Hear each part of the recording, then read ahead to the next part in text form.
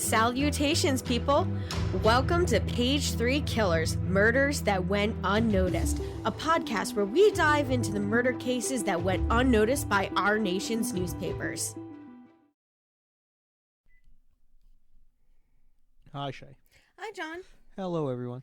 Hi, guys. Welcome back. Welcome to Page 3 Killers, Murders That Went Unnoticed, Season 2, Episode 39. Yes. And so we got a pretty good one this time. So we're going to do a serial killer from Baton Rouge.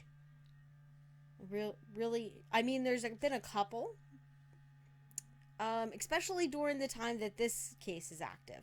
So we're going to be talking about Sean Vincent Gillis. Gillis? Yeah, Gillis. Yeah. I knew a Gillis growing up. Yeah? Wasn't a serial killer, was he? I don't think he's ever been to Baton Rouge, so. Whew. There we go. Good thing. All right, so let's thank our patrons. You wanna do the shout out, or should I continue to do so? You can do it. All right. Want to give a huge shout out to our patrons on Patreon, Christy Bryson, Chelsea Hargrett, and Stacey Fragale. Thank you guys so much for donating on Patreon. We appreciate your guys' support. You guys keep us going somewhat. Actually, I think it's our joy, my joy at doing this keeps us going. But we do appreciate your guys' support. If you guys out there want to support the podcast, you can hit us up on Patreon. The link will be down in the bio. Or you can like, share, subscribe, which is free. All right. So let's roll into the news.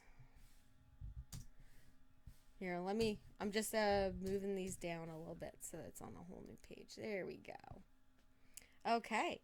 So this case takes place in 2004. And it's two active serial killers in one area, basically. But during 2004, we had a whole bunch of other stuff going on.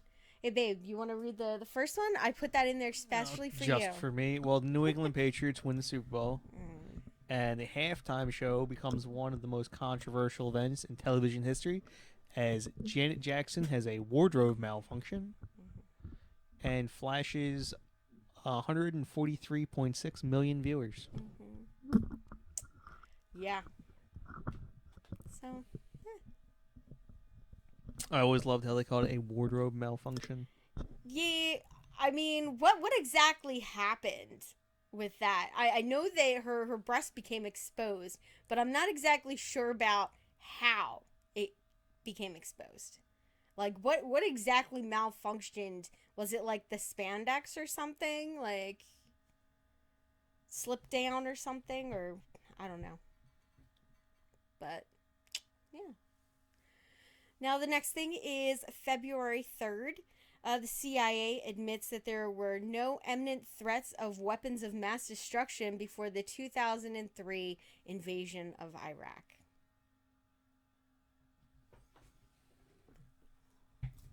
So they just casually lied to us before. All a lie.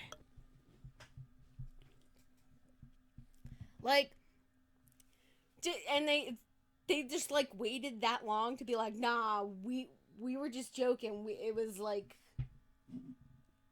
well, because we had no reason to go to war with Iraq. We were supposed to go to war with them. No, right? We hadn't gone to Afghanistan yet. Yeah. All right. So on February 12th, which is our next piece of news, same-sex marriage in the United States. The city and county of San Francisco begins issuing marriage license to same-sex couples in an act of civil disobedience. Yeah. And then on February 26th, the United States lifts a ban on travel to Libya, ending the travel restrictions to the nation that had lasted for about 23 years. So there we go. So those are kind of the major regular news, but our seedy side is where it's happening this year. 2004 was kind of a big year. You want to read the first one from March 12th, hon? Sure. Marcus Wesson is arrested in Fresno, California, after killing nine family members. Wesson had built a cult around his family and had molested and quote unquote married several of his daughters. Yep. He was sentenced to death in 2005. You know what that reminds me of? That one guy from Game of Thrones. Married his daughters. Walter Frey. Or no, the one dude up in behind the wall. No, I don't remember. Yeah. So the next one was March 31st. We have 4 American private military contractors working for Blackwater, USA, are killed and their bodies mutilated after being ambushed in Fallujah, Iraq. And I'm pretty sure I pronounced that correct, right? Yeah, All right. very well. There we go. Whew. All right. So the next one here, everybody is pretty much familiar with this one.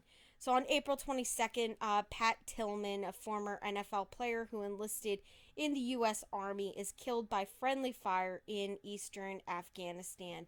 The U.S. military does not reveal this to the public until weeks later, after initially saying that he was killed by enemy combatants. Yeah, that got caught lying. That's Yeah. why they eventually had to reveal it. And how did they get caught? Like, Well, because they lied, and people were like, "That's not true."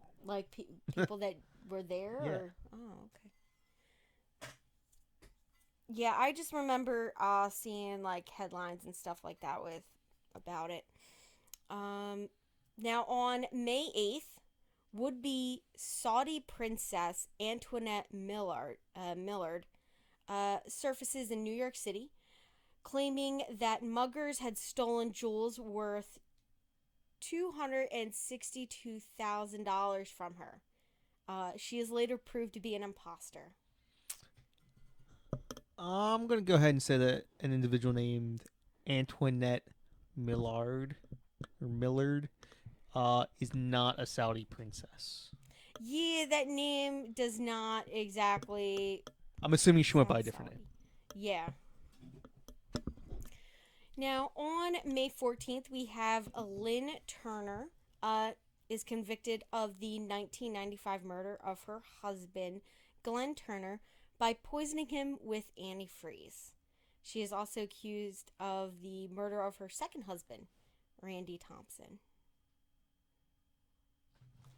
That seems to be a popular mode of murder for women to murder their Antifreeze? husbands. Antifreeze. I think I've seen like maybe a dozen or so things on ID channel. It's probably because it's easy. Yeah. You can use it as a sweetener. I mean, yeah, and it's like they suffer. Like for a long time. As long as you don't overdo it.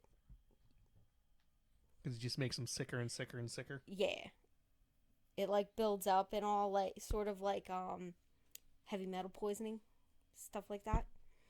I swear all of the women that have done it, like I knew a couple of them, like the husbands ended up surviving because the hospitals figured it out. But I was just like, damn, antifreeze. All right. And then do you want to read that last one? Marvin Heemeyer destroys many local buildings with his homemade tank in Grandby, Colorado. Is this Killdozer? Yeah. Yes! I specifically did not want to put Killdozer in there because I wanted you to read it and then be like, wait, is that Killdozer? That documentary was good, by the way. Everyone should know about Killdozer. Oh my gosh. If you don't, look it up. Yeah. Like, I just... the fact that he welded himself in there is dedication. Right? He welded himself in. Don't spoil it for the fans. Well, if you guys do not know about Killdozer, take a look at it. It's really... I think it was Netflix? Netflix has a documentary about it. It's a really good documentary. I enjoyed it. I know John enjoyed it. All right, so let's get into our case. It's a super good one. All right, I promise. I swear this one's great. So Sean Vincent Gillis, like I said, is an American serial killer. He stalked and murdered 8 women in Louisiana between 1994 and 2004, and it was in the Baton Rouge metro area and the surrounding areas around that. Now, he was arrested without incident at his residence uh, on April 29th, 2004 at 1:30 a.m. Now, in his initial arrest, he was charged with 3 counts of first-degree murder and 3 counts of ritualistic acts in the murders of 3 of his victims. All right. Now, he ends up confessing to the murders with little coercion, and then informs investigators about 5 other women that he murdered. And that's just our background, guys. Well, that was awfully nice of him. Yeah. Well, I mean, like, once he's caught, he knows he's caught. Like, there's no way of getting out of it. Like, pretty much every serial killer except for, like, freaking Ted Bundy, who, like, decides to break out while he's in court on trial. And then goes on the run and does, like, a little murder spree. Pretty much all the ones that I know of, once they were caught, they just told them everything that they did. Because it was just easier, you know. All right, so Sean grew up, he was born in June 24th, 1962 in Baton Rouge. And he was raised in southern Louisiana. Now, he was the son of Norman Gillis and Yvonne. One source said his father abandoned the family soon after his birth. Another source that I found said that his father was an alcoholic and also had mental issues that caused Norman to spend about 16 years in and out of mental health facilities. So Norman was apparently very abusive and violent towards Sean and his mother. And when Sean was approximately 1 year of age, his father held a gun to his head, apparently. And Sean, after that, was raised by his mother and his grandparents. Primarily his grandparents, though. Now, a more violent side of Sean's personality began surfacing during his adolescence. And basically was his behavior. He would have like extreme bouts of anger and rage. And he started smoking marijuana and peeking in people's windows right around that time too. So he became like a peeping Tom? You know, like a voyeur? Yeah, a voyeur, peeping Tom. Yeah, somebody like that. You know, I always have this fear of, like, somebody looking in our windows. Yeah, people don't care that enough. Yeah, I don't know.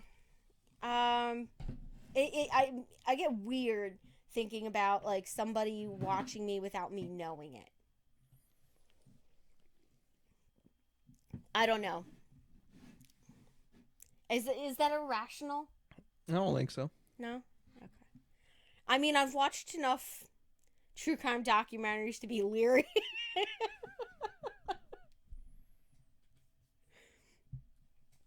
Now, a neighbor of theirs once reported that she heard, one day, she heard a loud banging noise at about 3 a.m. in the morning. And she looked out her window basically and saw Sean in his front yard beating on garbage cans. And apparently it was ruthlessly that he did that. Others also said that he was a loner. Did not, have a lot of friends, I'm guessing. Now, he graduated from high school in 1980. And then he started working at a convenience store. He also had a job at a 7-Eleven that didn't last very long. So Sean spent most of his time in his house, isolated from the world. Now, he certainly spent a lot of his time on his computer looking at pornographic sites. Now, his rap sheet began in 1980 when he was 17 years old with minor infractions, they said. And then throughout the years, he had arrests for traffic citations, DUIs, possession of marijuana, and contempt of court. So Sean tried to pursue a career in computers, but he found it was hard to hold down a steady job, so it wasn't very conducive. He wasn't made for office work, is what I'm saying. He needed something that was a little bit more flexible time schedule. Now, he committed his first murder in 1994, which we will talk about. Now, he did find a steady girlfriend around this time. Her name was Terry Lemonnier. I believe that's how it's pronounced. Who managed a local convenience store, and they ended up moving in together in 1995, and she obtained a job for him working at the same convenience store that she worked at. Now, he worked the day shift and she worked the night shift. So they rarely saw each other. Perfect relationship. Perfectly happy sitting alone in two separate rooms. Yep. Now, so, I mean, they rarely saw each other. One of the other frustrations for his girlfriend, Terry, is that they weren't having sex at all. Now, he didn't seem sexually aroused by her, she felt. Now, he started taking long drives where he was gone most of the night. But, I mean, like, since she works nights, he's not really, she doesn't really know. Now, years later, after he had been arrested and convicted of some of the murders, a friend of one of his victims wrote to him, and she ended up turning all those letters over to the prosecution, and some of his, Sean's letters made it into the news. Now, in the letters, Sean expressed remorse for the murders, particularly regretting his mutilating the bodies, and described himself as pure evil. I mean, at least he's got enough retrospect to understand that he's evil, So Sean also said that he sometimes committed murder without knowing why he was doing so. So what do you think? That sounds like a mental issue. Yeah. I mean, obviously he has a lot of problems. And not just that, I mean, I don't even know what mental issues his father actually had, because I couldn't find any mention of what those were. All I found was a mention that he was in a mental institution off and on for 16 years. And then I don't know what happened to him after that. So, I mean, it didn't sound like Sean was like, oh, the voices told me to do it, like the Son of Sam guy. No, it sounds much more like, I don't know, maybe like just psychopathic. Yeah. All right. So we're going to get into the murders. I do want to give a bit of a warning. Some of these are going to be pretty brutal. I'll give you guys warnings when we get to the parts that you guys want to check out. And not like check out as in listen to them, like possibly things that you don't want to hear. All right.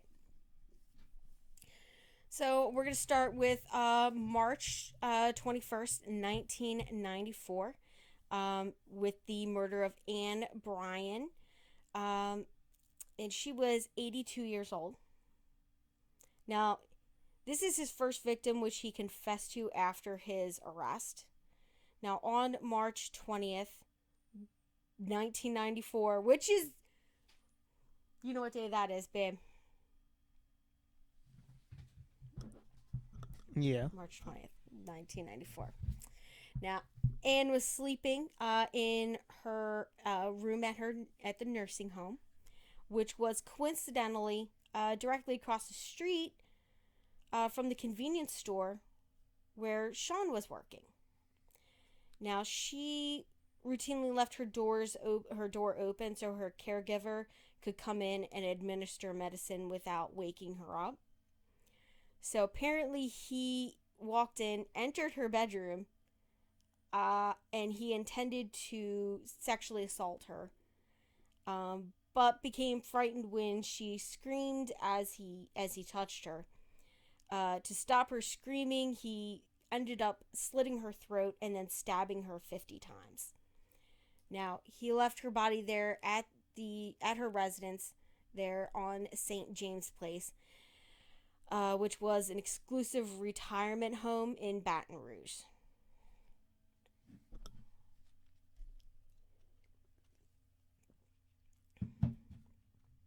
Yeah. Now, our next one is going to be on January 4th, 1999, which would be the murder of Catherine Ann Hall, and she was 29 years old. I did find two mentions that some said that she was 30, some said she was 29. So I went with 29 because there was more of them said 29 than 30. Now, in Baton Rouge, Louisiana, on January 4th, 1999, Catherine Hall, who was currently, I believe she was a prostitute at the time. Now, she walked North Street waiting for her next John to come by, you know. And at that time, Sean approached in his car. Now, she didn't think that she was in any danger, so she got in and they drove to a nearby field where I guess he requested or demanded oral sex from her. And then he started to assault her. Now, he placed a zip tie around her neck. Now, Catherine fought back and was able to get out of the car. But he did manage to chase her down and capture her again. Now, Sean was able to knock her to the ground, and then he beat her and stabbed her 16 times. Now, after he killed her, he then took off her clothes and mutilated her body. Now, her clothes were tossed into he tossed them onto a barbed wire fence, and a local deer hunter found Catherine Hall's remains the following afternoon.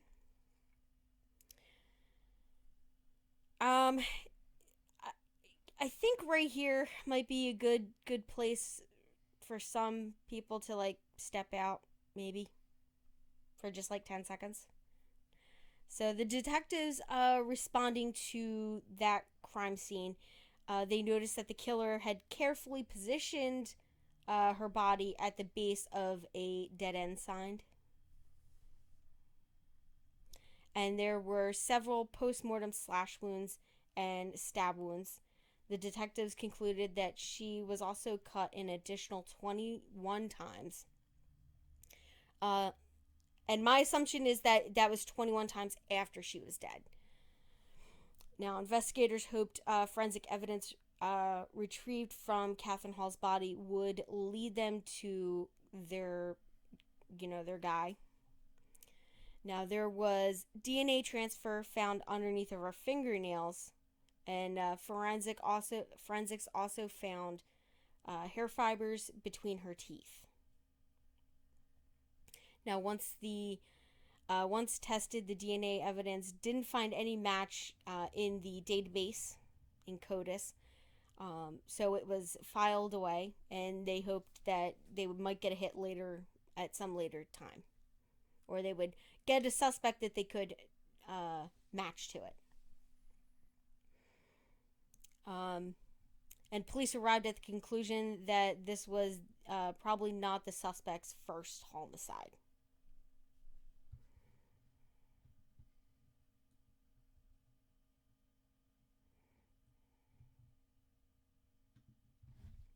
All right. Our next one is Hardy Schmidt. She was 52. And this one happened on May 30th, 1999. Now, in May of 1999, Sean began stalking a woman he had seen jogging in the South Baton Rouge area. Now, he said he spent 3 weeks driving around the area looking for her. Now, around 5:30 a.m. on May 30th, 1999, it was a Sunday. Now, he saw 52-year-old Hardy jogging on Quail Run Drive. Now, 2 days later, she ended up being found off of Highway 61 in a bayou near the St. James Parish. Sean later confessed that he had hit Hardy Schmidt with his car, knocking her into a ditch. He then got out and placed heavy-duty plastic wire tightly around her neck and forced her into the car. He then drove to a park off of Highland Road and sexually assaulted her. Now, after killing her, he put her nude body in his trunk of his car, which was a white Chevy Cavalier, and left it there for 2 days until he dumped it in the bayou where it was found.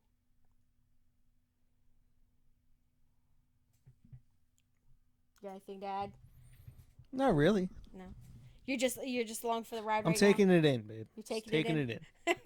At the end, you'll give your retrospective view. I mean, spending 3 weeks driving around looking for someone just to hit them with your car seems a little much. Yeah. Now, our next one is in November. So November 12th, 1999. Joyce Williams, and she was 36.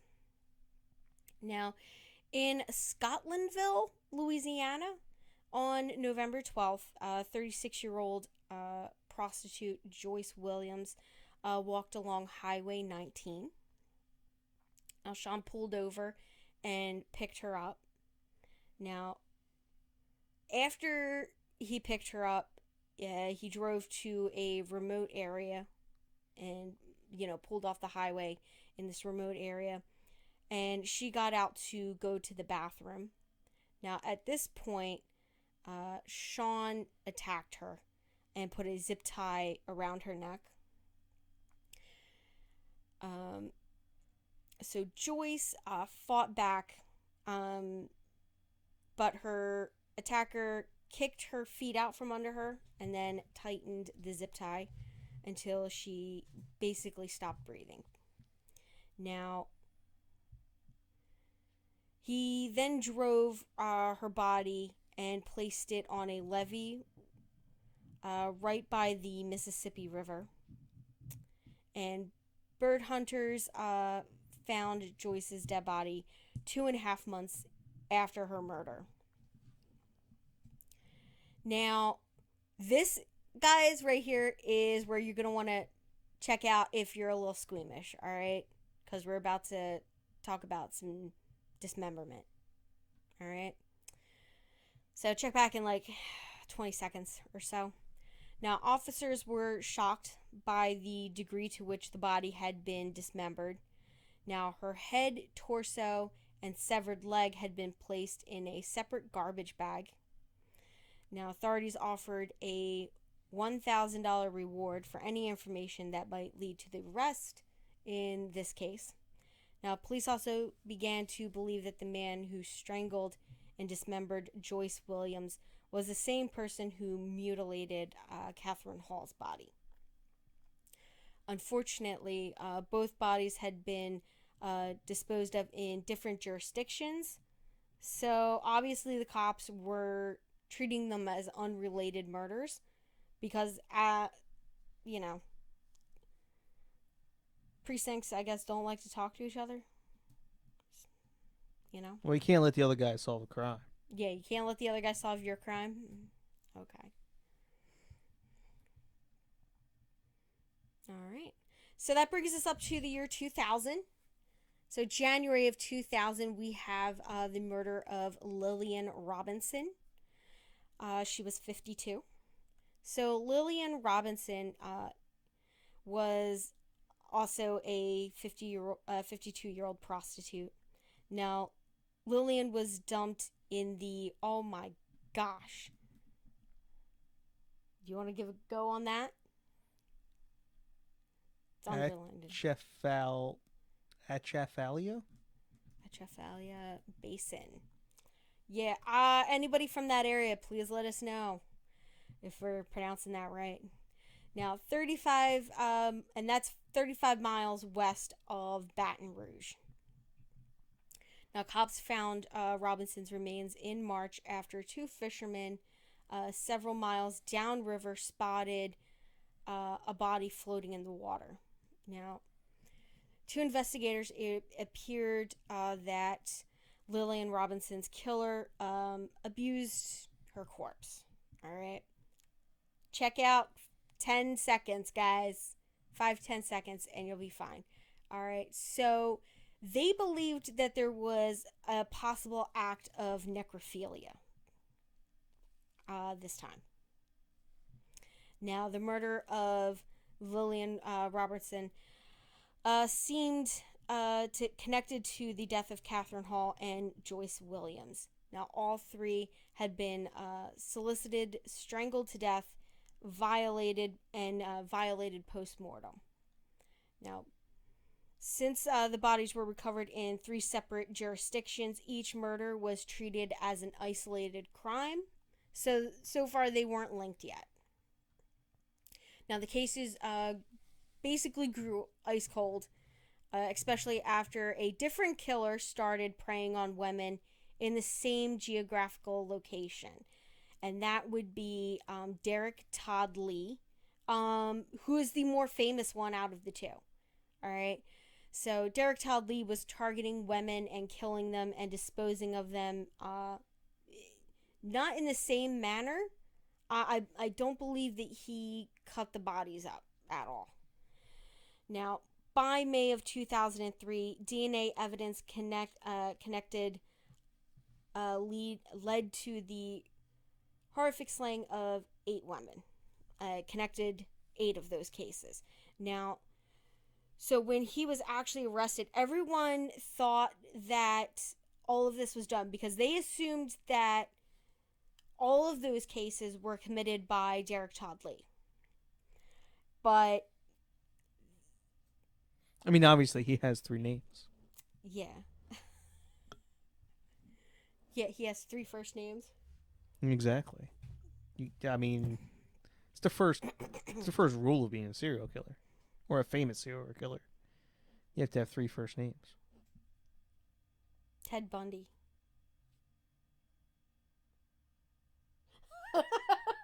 Is Bundy can it be a first name?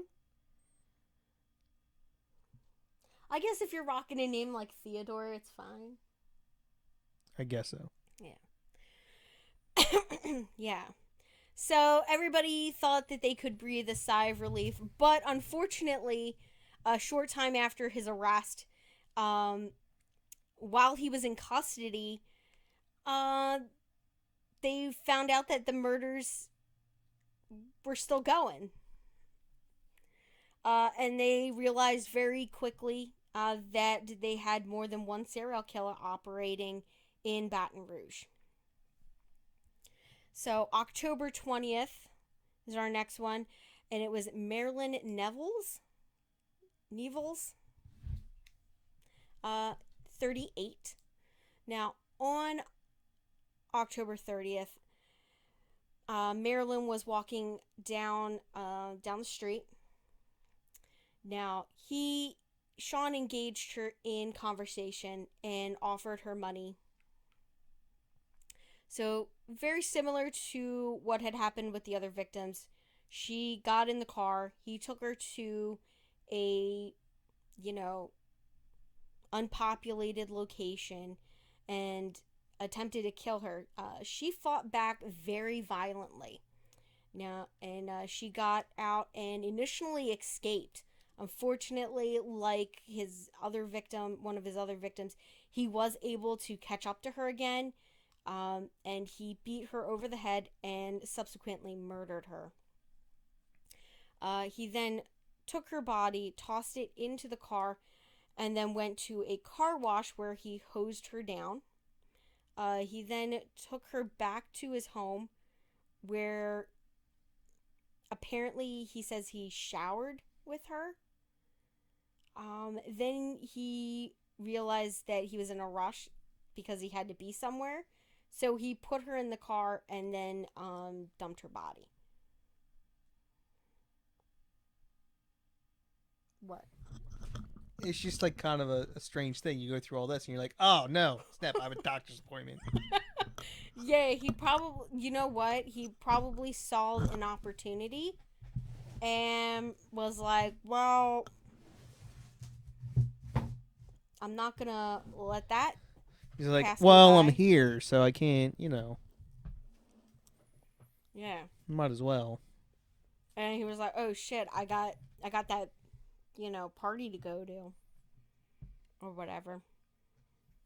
I mean, it's October 30th, so who knows? It could have been a Halloween party. Could have been something. I don't know. Maybe a date with his girlfriend. Who knows? But yeah, so he then dumped her body.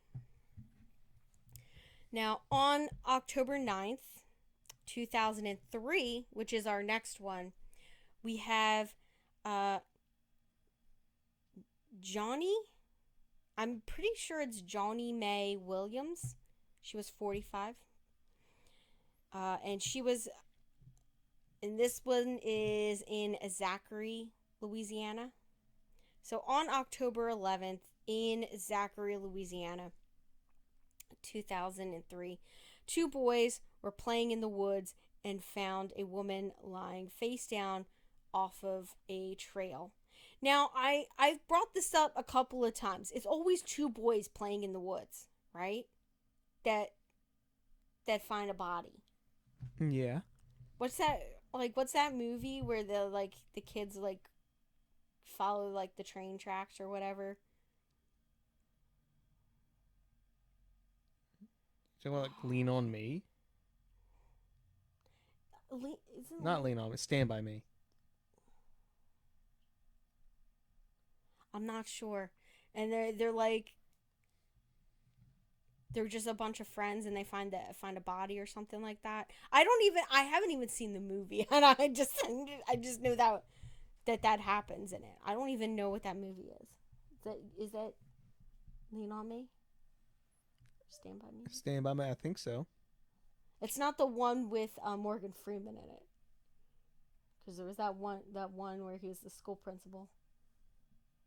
No. Okay. Yeah.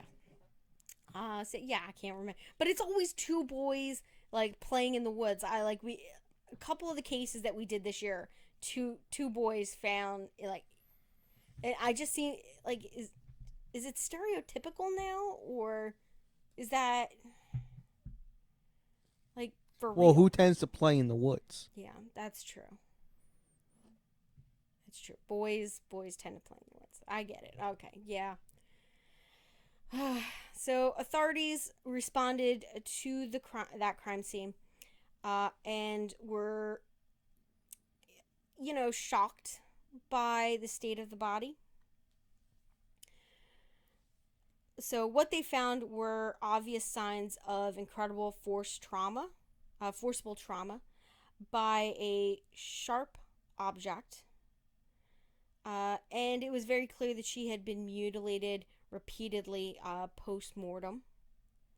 All right, just check out 5 seconds if you don't want to hear this part. Now, the victim's hands had been severed and could not be located, so the cops assumed that the killer had taken them with him as a memento. Now, the body was shortly after that identified as 45-year-old Johnny Mae Williams. Now, the mother of 3 worked as a house cleaner, but occasionally supplemented, their income by, doing some prostitution on the side to support her drug addiction. Now, at the scene of the crime, investigators found a piece of crucial evidence, forensic evidence specifically, that came across a hair, and the hair fiber they sent off to the FBI lab. Now they did DNA sequencing on it, and it came back matching the hair that they found at previous sites of several other murders. So law enforcement knew the same person who killed Johnny was also responsible for the death of Catherine Hall. Now, Sean later placed himself at the scene. He additionally volunteered the fact that he had known one of the victims. Now, according to Sean, Johnny Mae Williams was a friend who sometimes cleaned his house. Now, he spent Thanksgiving with her family 7 years before he murdered her.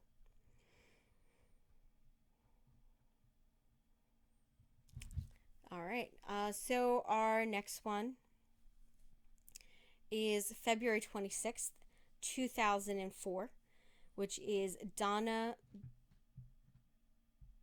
Benet Johnston. Johnston. Sorry. I got the middle name right, and I totally, the one name that I wasn't concerned about pronouncing right was her last name, and I messed it up. She was 43 years old, and she will be his 8th and final victim. Now, in Baton Rouge, Louisiana, on February 26, 2004, 40-year-old Donna was standing on the corner of Geronimo and Prescott. Now, the mother of 5 was drunk. Now, she had been arrested several times for drug possession and solicitation before this, but she was not actively working the streets at this point. Now, Sean pulled up and offered her a ride. At the time, he had a camera, a saw, and a knife in his vehicle. Now, he drove her to a remote location, which was a chemical plant, and put a zip tie around her neck. Now, since she was intoxicated, she did not put up much of a fight. Now, when she stopped breathing, he removed her clothes, took her naked body and placed it in the trunk of his vehicle, and he was going to take photographs of her and pose her in different configurations. Now, if you guys want to check out 20 seconds, come back in. We're about to talk about, what he does to her. So, just to give you guys a warning. Now, After that, he mutilated her body. Now, he slashed her breasts, cut off her left nipple, gouged out a tattoo on her right thigh, and severed her left arm at the elbow. Now, when he was finished with Donna, he then dropped the body in a ditch. So, on February 22nd, 2004, two people driving spotted Donna's nude body in a drainage canal near Ben Hur Road, south of Louisiana State University in Baton Rouge. Now, they looked over and thought it was nothing more than a store mannequin, but as they got closer, they realized that it wasn't a mannequin, it was a human body. Now, CSI techs arrived an hour after that and processed the scene for evidence. And they were able to get hair fibers, which they positively matched to the previous victims. Now, within days, a multi-agency task force was formed to investigate the murder spree, and they identified several key connections between the killings. So, all the victims led high-risk lifestyles, had ligature marks around their necks, and had been stabbed multiple times before death. Now, in addition, all of the victims had been solicited in North Baton Rouge and transported to remote locations where their bodies had been disposed of in similar positions. Now, as neighboring jurisdictions sent their cold case files to the task force, the homicides of Lillian Roberts and Joyce Williams were added to the list of cases fitting the profile of their serial killer. Now, all detectives needed in all of these cases was a break, which they ended up getting from Donna Johnston's crime scene. They found tire marks and track marks very close to where Donna's body was found. Now, the tire tracks I read were so unique that they acted like fingerprints, basically. So every tire, like your brand will look the same, but then as you drive it more and more, it gets little individual details. So the way they're explaining this doesn't make sense to me. Really? Well, continue reading. I'll explain Okay. my Detectives issue. took the impressions. They made plaster castings of the tires and were able to go to some of the dealers. Dealers were able to narrow down the particular model and tread pattern of that particular tire and the vehicle it would have gone to and who it had been sold to. All right, so a particular model and tread pattern of a particular tire. You would first have to assume that the tire was a stock, like it came from the manufacturer. So someone couldn't have already worn down a set of tires and replaced them. And then, I mean, I know it says 90, but what are the chances that only 90 particular vehicles have a particular tire? I haven't even gotten that far. I know, but unless it was a pretty rare car, I don't know what he was I'm driving. wondering, I believe it was... No, the Cavalier, that's too long ago. He would have had to, he would have had to replace the tires on that Cavalier, in which case, who knows what the exact tread pattern he would have gotten. Because generally speaking, people don't use the exact tire model that their car came with. Yeah. And if you think about it, how many, like if it was even a fairly popular car in southern Louisiana, how many Toyota Corollas are there? Yeah. By thousands. And multiple years would have used the same tire. That's true. So I don't know. Maybe he So was in a particularly rare car with yeah, only 90 examples. yeah. So that particular tire track belonged to about 90 particular vehicles in the area. Now they got the name Sean Vincent Gillis from the first time from their first time through the vehicle search. Now, in Baton Rouge on April 28th, 2004, police visited Sean at his home and swabbed him for DNA. Now, they notified him that they were conducting an ongoing investigation concerning multiple homicides which had occurred in the area. Now, at that point, Sean had said some interesting things to the detectives. So, one of those things was that he went out the night that Donna was murdered. That he was out that night. The second was that he had pulled over to the side of the road very close to where the body was found. Which, I mean, who would know except the killer where that location is? Because I'm sure they didn't. Well, no, he's trying to say he's trying to establish the fact that it is a pure coincidence. Yeah, I get that, but to like be like, yeah, I was like over that way. I didn't see anything weird though.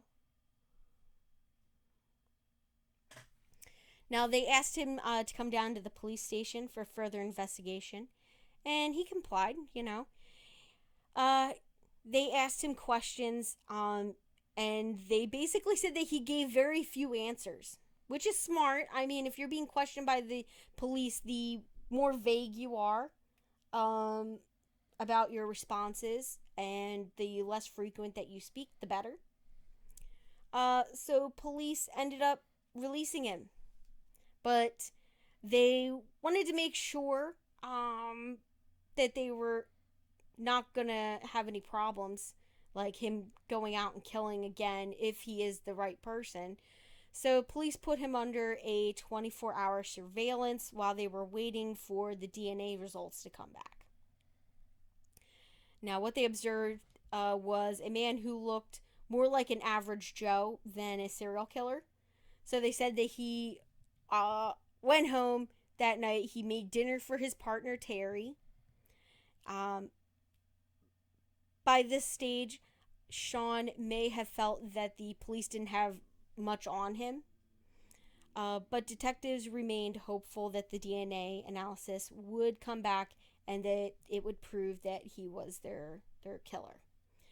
Now, on April 29th, 2004, after the DNA test came back positive, connecting him to the murders of Catherine Hall, Joni Mae Williams, Donna Johnston, authorities prepared to take him into custody. So the Baton Rouge police weren't going to take any chances. So they had kept him under surveillance, and I believe they started like prepping their SWAT team to go in and get him. Now, once he was in custody, police wanted to know more. So while investigating, they talked to Sean's girlfriend, Terry. Now, she tells them that one morning, Sean picked her up following her shift at the store, and she noticed that the car smelled pretty bad and that there were some blood stains in the car. Now, his explanation was that he had hit an animal. She said on more than one occasion, Sean invited Terry to view pornographic images that depicted what appeared to be dead and naked women. And she said that he actually showed her some of the websites that he liked to go on, and they basically had like the porn was basically like rape fantasy. Uh, and then there was like snuff film and stuff like that with you know, violent dismembering of people on it. So Terry didn't believe her model, like, even though, like, that's the porn he was into and stuff like that, she didn't believe that he could commit these murders. She was like, no, he's a nice guy, he would never do this, like, kind of thing.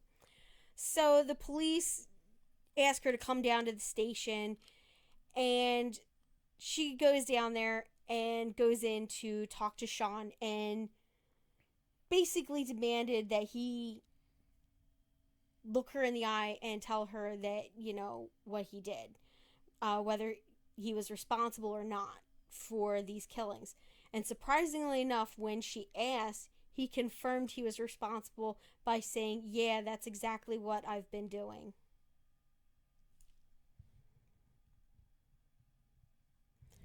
So soon, Sean. How'll that make you feel, lady? You've been dating a serial killer. Yeah, well, I mean, from what she said, they weren't having sex anyway. So, I mean, I would feel really weird if a person that I'm like sexually active with is like a serial killer. I know you're not. Um, but I feel like that would be so much worse than knowing that you live with one. Like, somehow that would just be a little bit worse, right? I don't know. Well, I haven't been caught yet. No, babe, you're too lazy to be a serial killer. I can barely get you to do the dishes on consecutive days.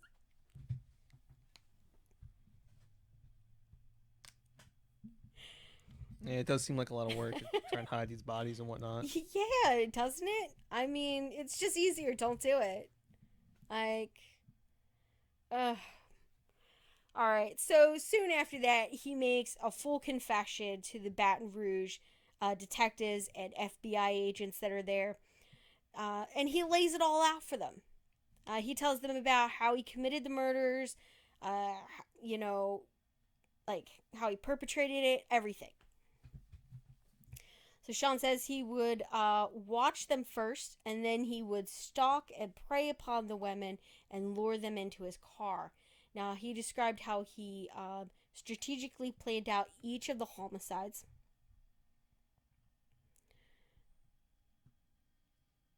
Now, when he was asked how many women he had actually killed, he initially claimed 4 or 5, but later finally settled on the approximate number of 8. So Sean then told law enforcement in detail about the murder of Ann Bryant, Hardy Smith, and Marilyn Neville's. 3 women that they didn't even suspect of being part of this set of murders. Now, as the cops continued to investigate Sean and his crimes, they were shocked by what they found out. All right, so I literally put this in there, disturbing info ahead. Please tune out and come back in a little bit. All right. Now, he told detectives that he masturbated with the severed hands of one of his victims. He admitted to cannibalizing the bodies of 2 of his victims. Now, Sean said that he took Joni Mae Williams back to his home and then started to dismember her there in his kitchen, and that he chopped up her body parts. Now, he ended up cutting off her nipples and began to eat her flesh, from what he said. Now, he claimed that he began killing because of stress. Now, in letters exchanged between Sean and a decade-long friend of Johnston's, Tammy Pereira.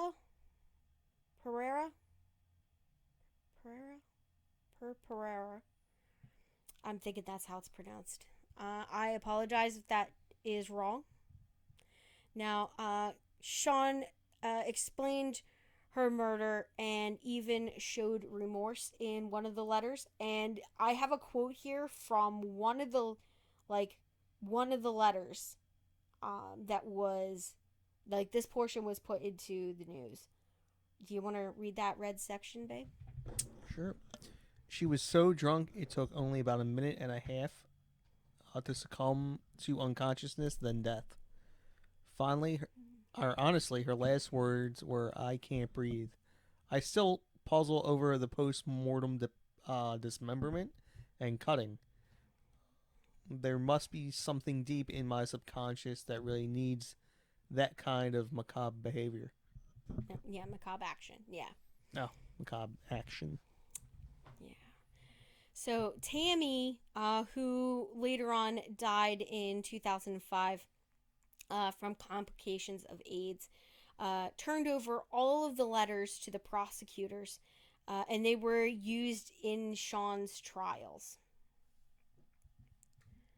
All right. Now, at the time, here, I just got to make that a little bit bigger. There we go.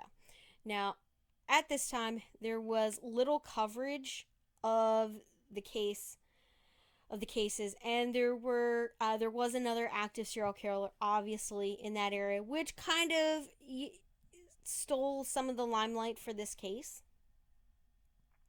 Now, when Derrick Todd Lee was apprehended on May 27th, more attention did get paid to these other cases, but still, like, everything was still, like, centered around Derrick Todd Lee.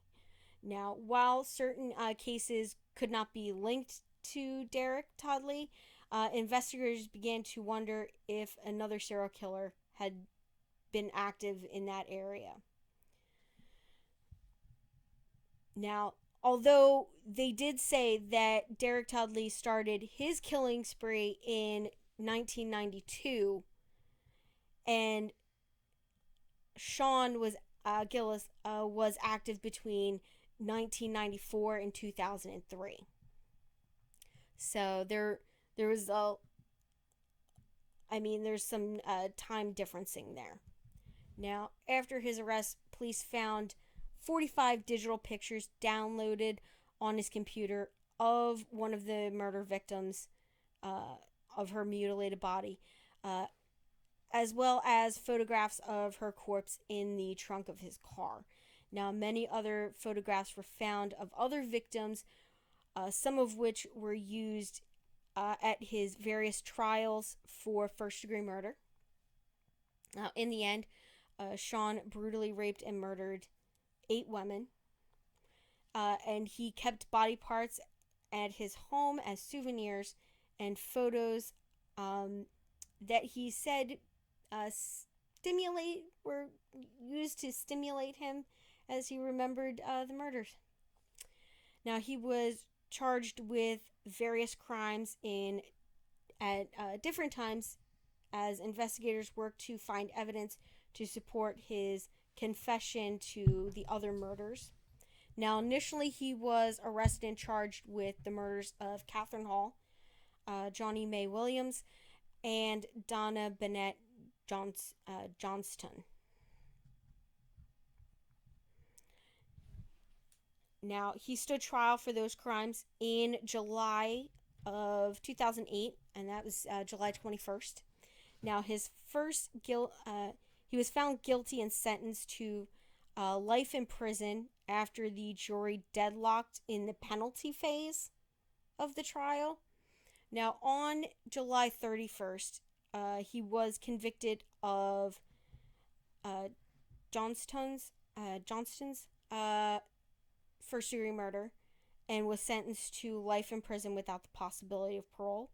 Now, the reason he escaped the death penalty was due to the fact that the jury deadlocked in that penalty phase.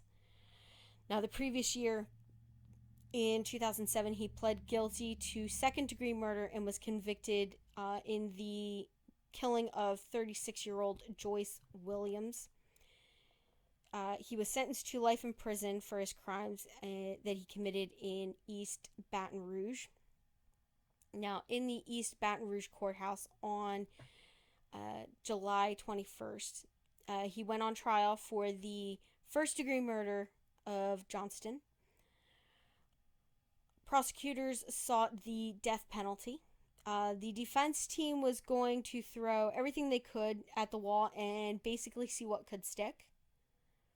So his defense team was going to claim that his father holding a gun to his head when he was 1 year old was very traumatic and that it changed his life in a horrible way. I mean, I don't know anybody who can remember something from when they were 1 year old. Do you? Nope. I like that's a bunch of bullcrap. Basically, they said that the event probably caused him to kill women. Probably. Like, that's a ridiculous claim, and I hope they know how ridiculous they sound. Now, it is significant that he suffered domestic violence in his childhood, but that's not an excuse for his behavior, as far as I'm concerned. Sean is currently serving multiple life sentences at the infamous Louisiana State Penitentiary in Angola, Louisiana, which is one of the worst prisons in this country, is Angola. Like, that, you deserve to be there. Just saying. He deserves to be there. Piece of crap. Now, during his 2004 first-degree murder trial for the slaying of Donna, his mother, Yvonne, testified that her son was well-behaved, well-adjusted child with good grades and a healthy social life. Which I believe we have, like, multiple contradictions to that. Now, in the penalty phase of the trial, while testifying for the defense, his mother is quoted as saying, "I used to call him my little blue-eyed angel. This is the person I loved most in the world." So, yeah. And then, obviously, I looked up, I watched a couple of things about this case. So, ID Channel had several things. So, we had the Devil You Know, which is a kind of a new series. And the episode that he was featured in was A Twisted Mind. Another one was the Dead of Night, in the episode Graveyard Shift, which I did not see that one. I did see the Devil You Know episode. Now, Crime Watch Daily covered Sean's in episode Monster in My Room, which aired in February of 2018. I did not see that one, but I am currently watching Crime Watch Daily. So, in 2007, Criminal Confessions aired an episode about him and his confession. Now, in 2018, the TV show Murder by Numbers showed clips from his interrogation, an episode about another Louisiana serial killer, Jeffrey Gilroy. I did not watch that one, but I did watch one that was about Derrick Todd Lee. That they referenced that there was they were like, oh yeah, somebody saw a white man with one of the other victims that they thought was Derrick Todd Lee's. And they were like, oh, so we're looking for a white guy. And that's why Derrick Todd Lee was able to get away with his crimes for so long, was because they thought they were looking for a white man, and Derrick Todd Lee is not white. Yep, that'll help you. Yeah. So they were like, oh, well, we're looking for a white man because a white man was seen with several of the dead or missing women. So yeah. Sean was also the subject of an ID Discovery series, Signs of a Psychopath, which I did watch.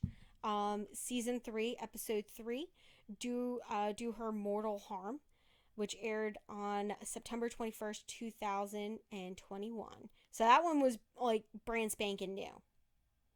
I also saw the Most Evil Killers, which was a British series from 2001 with Nicholas Benjamin doing the narration, which he's like one of my favorite British actors. I do like him. Uh, he's not a good looking person, but he's a really good actor. Everything I like every show that he's in, pretty much. Yep. There was one more thing, but that was in from this year. He was covered by the television show Mark of a Killer, in the episode named "The Monster." If you guys want to check that one out, I haven't seen that one. I mean, several of these I haven't seen yet. So, I mean, I'll probably get to them. They're like on the list of stuff to watch. But yeah. So, what do you think about this case? I mean, it's pretty disturbing. Yeah. It always is when it's a serial killer. I mean, the things that he did were a bit excessive. They weren't necessary. Yeah, I mean, clearly a psychopath, which I always find interesting. I find psychopaths interesting. Yeah? Why? It's just because they're like the way they think. Yeah. It's just different.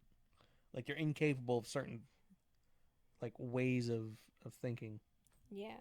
Like, I don't know if you've ever heard the confession of Dennis Rader. They're just like so nonchalant about violence. Like just the psychopath that is Dennis Rader. Like the way that he talks during his confession and at trial. I've like seen some of the video of that, like in episodes of things, and there's just like there's no empathy, no regret, nothing. Like it's just like a normal day conversation, like talking about like baseball or football or something like that, like just a conversation. And that's how he talks about like all of his murders, and it drives me absolutely insane.